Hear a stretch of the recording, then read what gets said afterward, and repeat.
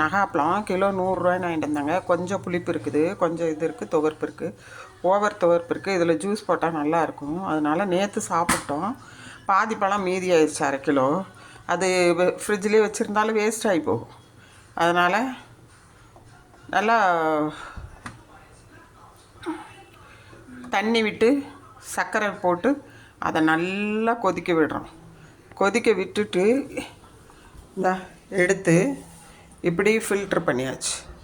Filter பண்ணி அதனோட நம்ம ஆட் பண்ணியிருக்கிறது இது நன்னாரி சர்பத்.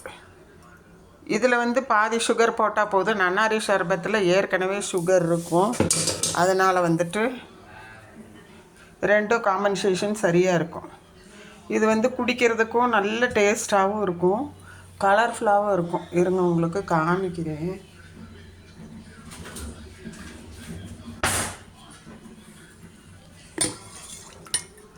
பார்த்தீங்களா, நன்னாரியோட கலர், இதோட கலர். நீங்கள் பாதி பழம் தான் சாப்பிட முடியும். ஃபுல்லு 1 கிலோ சாப்பிட்ற அளவுக்கு இங்கே யாரும் இல்லை. நைட் வந்து கொஞ்சம் கொஞ்சம் இந்த 10 பழம் சாப்பிட்லாம், அவ்வளோதான். இப்படி ஜூஸாக போட்டு வச்சுக்கிட்டா 2 ஐஸ் க்யூப் போட்டோ இல்லை ஐஸ் க்யூப் இல்லாமலோ வெயில் நேரத்துக்கோ நைட்டோ படுக்கும்போது குடித்தா ரொம்ப நல்லது. சுகர் பேஷண்ட்டாக இருந்தீங்கன்னா இன்னும் நல்லது குடிக்கிறதுக்கு. சுகருக்கு பதிலாக நீங்கள் மண்டை வெல்லம் சேர்த்துக்கலாம். இல்லை சுகர் இல்லாமல் குடிக்கிறவங்கன்னா நன்னாரியில் இருக்கிற அந்த சுகரே போதும்.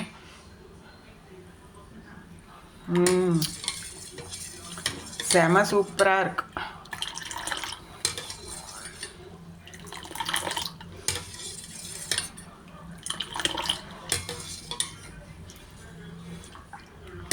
செய்து பாருங்கள், ஃபீட்பேக் சொல்லுங்கள்.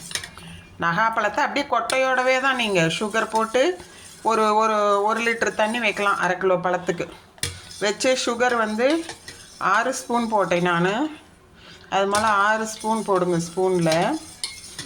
அதுக்கப்புறம் கொதிக்க வச்சுட்டு எடுத்து இதில் கலக்கிட்டு நன்னாரி சர்பத் வந்து இந்த கரண்டியில் 3 கரண்டி போட்டிருக்கேன்,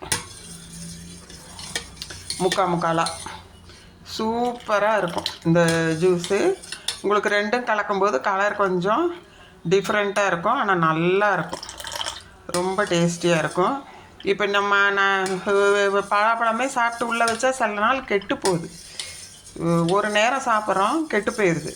என்ன பண்ணணும், இது மாதிரி ஏதாவது ஜூஸ் போட்டு வச்சுக்கிட்டோம்னா வேணுங்கிற போது குடிச்சிக்கலாம், வேஸ்ட் ஆகாது.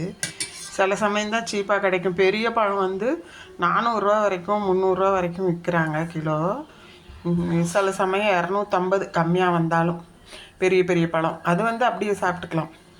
இது வந்துட்டு புளிப்பாகவும் இதாகவும் இருந்தது, ரொம்ப துவர்ப்பாகவும். அதனால் சரி ஜூஸை போட்டு வச்சுருவோம், வேஸ்ட் பண்ண வேண்டான்ட்டு பண்ணியாச்சு.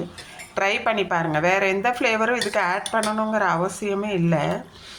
ஐஸ்கிரீம் செய்ய தெரிஞ்சவங்களாக இருந்தீங்கன்னா ஐஸ்கிரீம், குல்ஃபி ஐஸ்கிரீம் செய்யலாம் அதனோட ஜூஸை வச்சு வெனிலாவில். இல்லை வெனிலா ஐஸ்கிரீம் வாங்கி அது மேலே இதை ஊற்றியும் இது பண்ணலாம், ஜாம் மாதிரி.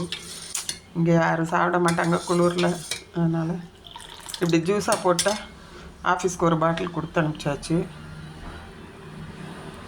செய்து பாருங்கள், எனக்கு கமெண்ட் பாக்ஸில் சொல்லுங்கள்.